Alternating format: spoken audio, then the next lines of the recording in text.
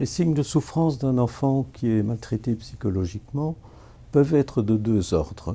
Soit des signes qui sont plutôt de l'ordre de l'inhibition, soit des signes qui sont plutôt des signes extériorisés de l'ordre du comportement, qui peut poser problème.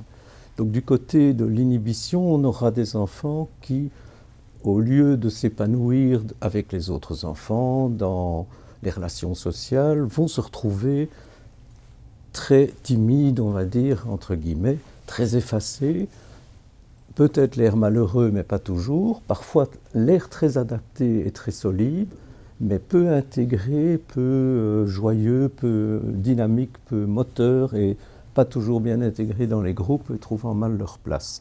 Ces enfants-là méritent évidemment qu'on aille vers eux pour se poser la question de ce qui leur arrive si réellement ce que je viens de décrire prend une proportion importante.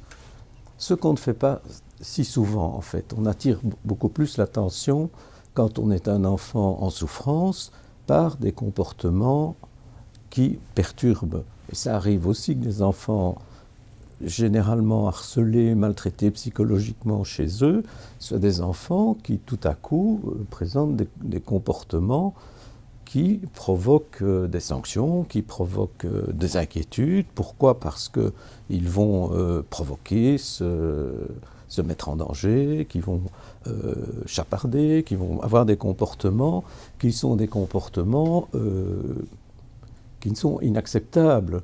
Mais derrière ces comportements-là, il faut avoir une lecture suffisante et complète, prenant en compte l'hypothèse d'une maltraitance psychologique qui en serait une des explications principales et pas seulement de carences éducatives ou de modèles violents à la maison.